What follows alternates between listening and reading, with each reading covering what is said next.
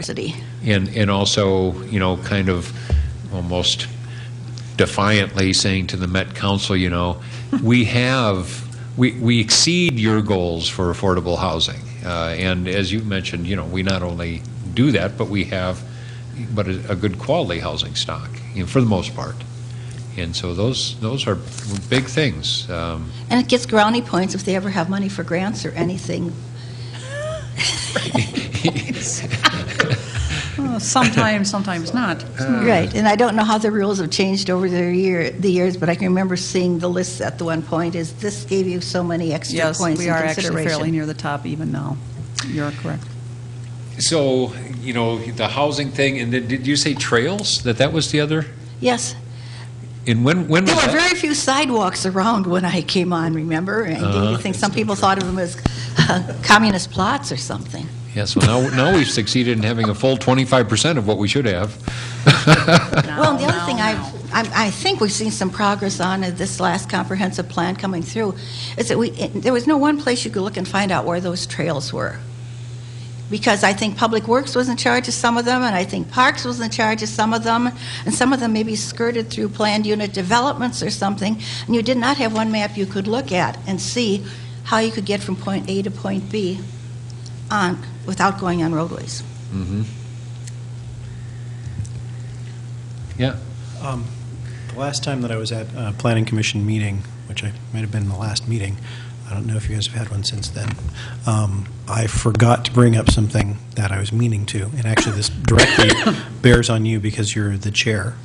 So first of all, you do a great job as chair, and I respect and admire that you ran a very good meeting, and that's to be commended, and I certainly appreciate it. And I'm sure that everyone on your commission appreciates it as well. But the thing that I should have mentioned, and I talked to Tom Ekstrand about it afterward, is that there's a program that the League of Minnesota Cities is putting in place where cities will be able to qualify for a discount on their legal expenses for land use related litigation if they have a certain number of people participate in a online course. And I believe that the rule is a certain number of staff members, like the chief planner or something like that, a quorum of the city council, which would be at least 3 of us, and then the requirement is that the chair and at least one other member of the planning commission would have to participate. And so I think it's a program where you'd do it as like an online course, then presumably, you know, answer some questions on an online test afterwards. Could more planning commissioners participate if they desire? Yes, they could. That's the minimum to get the discount, and I believe that the program is something where you pay a fee for the first 6 people from the city that do it, and after that it's free for additional people. So if we meet the minimum requirement, then it doesn't cost us anything more except for the time of the participants to get the whole planning commission to do it, which I think would be perfect. But so want to let you know about that as chair, and then also, of course, ask if it was something that you would be willing and able to do. Okay, and I was going to say some other things that have changed over the time. The one thing I think was a real blessing was when the council split the design review function off of the planning commission in. Because time after time, you know, we had everything in our packet, and then you'd get to try to get some comments on the design, which is what could have quite an impact on the neighborhood, actually. And people just so didn't want anything in their open space that at one time somebody just said, "Don't you try to blackmail us by talking about that. We don't want it, period." So we weren't getting the type of input we might have gotten or that we could get now when we have the 2 of the functions separated. And I think that was one of the best moves that the council made in how they distributed things among the commissions. Are you going to make her answer yours? What was that? Is she going to answer? I mean, will you do the training if we're all signing up for it? Oh, yeah. Well, that's what I figured, but I have another question. Well, just a second. Okay. I was thinking of something as John was asking his question, and we had Tushar in earlier. We're talking with him. And so do you think that now that we've just had this last round of updating the comprehensive land use plan, that, you know, that we've kind of got it right, that the land use and the zoning agree, and that, we have the city kind of the way that you would think it should be, or? Well, we're still going at a piecemeal at a time. It's coming through one or two at a commission meeting and a council meeting to try to catch up with the pieces that were two zonings on one piece of land and so on. So it's getting there, but you always have to play catch up somewhere along the line when somebody looks at a plan and says, oops, how did this happen? But, I mean, at least in a major look at the city, you don't see any areas that seem way out of whack or anything at this point? Well, we've got the couple of ones, what's happening in Gladstone. Some of these things, what's planned and what might develop. Because what develops at some points in time depends where there's money to available for it.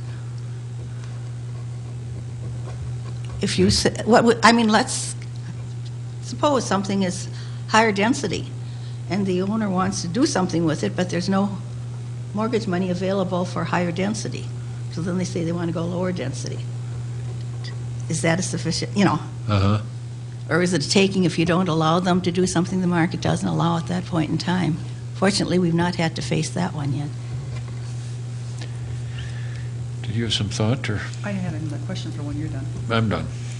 This is not truly related, but it has something to do with your long experience. If, let's say you hadn't had that call at 8:30 in the morning, and you had had a choice of commissions, because I know in your family, volunteering happens whether you realize it has happening to you or not. It seems to be Well, dribbling sometimes down. you have the feeling you're being volunteered. I Yes. don't know if that's a call or what. It's kind of a draft in a Yeah, costume. backdoor draft. Yes.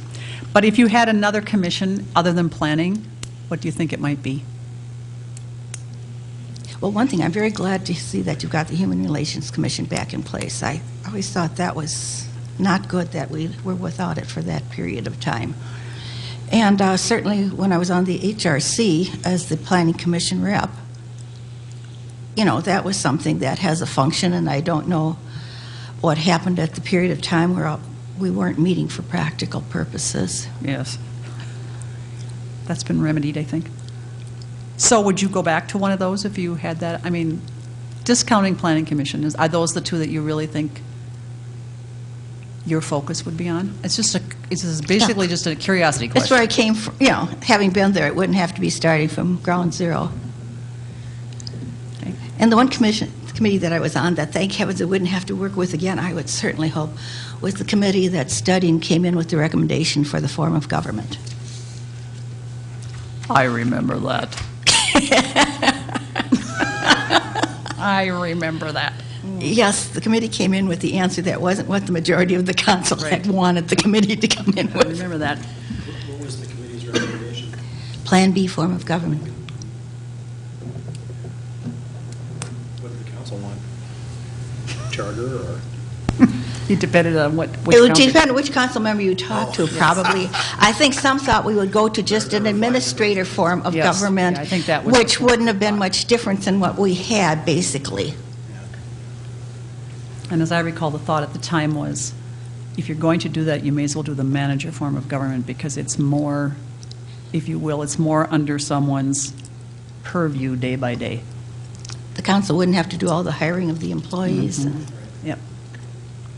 Because they were just as part-time as we are, without all the advantages we have of staff and technology and all those things, and there were a lot of hours involved in being involved in those processes. So I recall that conversation being sort of a balancing act. So I presume, Lorraine, that you take a little pride in the fact that, you've been doing this for 40 years. I don't know if that's the proper word. Well, what is the proper word? I'm not too sure about that. It was a job that needed doing, and I did it. But so, you undoubtedly have had a huge impact on the way the city is developed. Don't you ever drive around and kind of look at it and think, I played a big role in this? Or I played some role in it. And I think sometimes some of the things we worked out maybe, when we had the very splits on things, is there were compromises that got worked out that might not have happened otherwise, too. And on some things, it leaves you wondering, did we go the right direction on that or not? Were you still on the commission on the Plan Commission when the Walgreens proposal came in? The Walgreens? Walgreens. White Bear Avenue? Oh, White Bear and Beam, or the one down Larpenteur. on Larpenteur? Okay. I think that was after I was gone. Okay. Well, what it was is the Hillcrest zoning Oh, yeah, had been put in place. right. And they wanted to defy almost everything that we had said we wanted. And we didn't agree with what it was, so the Planning Commission recommended against it. And so as we're leaving the Planning Commission meeting, the question was, now, if Maplewood turns this down and they decide to go across the street and build it in on the St. Paul side, do you think St. Paul will turn it down? Nobody would take that bet that St. Paul would turn it down, and they didn't, and it went on the other corner of Larpenteur. Yep. Yep. Well, some of us here in Maplewood are principled, whereas in St. Paul, That particular project they wanted to build it was too small for a lot. They called me up the day before the meeting, wanted to know if I would give them an easement across my property, uh-huh. because they didn't have enough property to build the building there. So it wasn't, wasn't, and they had went to the people that owned the corner property previously and offered to buy that property, and they said, yeah, if you double the price. Well, so, I was going to say, the one question I did have is, have you ever given second thoughts to the fact of the Planning Commission holding the public hearings rather than the council holding the public hearings? I like it. I didn't catch all that. Why, have we given a second thought to The council decision, the council decision for the Planning Commission to hold the public hearings rather than the council. council? I think it's more appropriate that you do it personally. Doesn't mean it never gets to us, because we take public testimony, but in reality, I think, head for head, Planning Commission members know much more about an individual project than we do, because that's what they focus on. I'm not saying we don't know about it, but I'm saying we don't look at it the same way. We have much more to assess. That's why you have to have a strong Planning Commission who knows what they're doing. So I like it this way. I think I like it also for similar reasons. The Planning Commission has an opportunity to be deliberative on something and to forward a recommendation to the City Council. And having that time between the public hearing at the Planning Commission gives it a little bit of gestation time before it comes to the council for a final decision, and additional opportunity for sort of a summary of what happened at the public hearing, with the representative of the Planning Commission and so forth. But what's your thought on it? Well, I was going to say, you were asking if what we have seen from our side, what we have seen with changes over time, or what if we would have done something differently. So that was the most recent thing that we have had for just a shorter period of time. And I was wondering if you have changed your mind on that, or it can be argued from both sides, of course, because you are the elected officials and you have the final say. But we also have the option for the mayor has the option to allow public comments, so it's not like people don't get to come and reiterate if they truly desire to, and yet, in my estimation, the people who are more expert at this. And we always make it a point to, or I try to make it a point, and I hope I've always made it a point, that as we get through to tell the people in the audience that this is a recommendation and the final decision is made by the City Council. And I was wondering if you've had any problems with it being handled the way it has been. I haven't encountered any problems. No, I was just saying to Jim, I was thinking, oh my gosh, I was thinking I was going crazy, because I was thinking, don't they hold the public hearings? Yes. Yes, they do. Yes, they do. And certainly a much better way to go. I think the one that John pointed out in particular is the fact that, things get brought up there. I hate being in a situation where you just get information on something and then you're supposed to decide without any time to think. And so it definitely. Particularly in the kinds of issues that are in your public Right. hearings are often the ones where it helps to have that, extra week or more before the council has to make a final decision on it.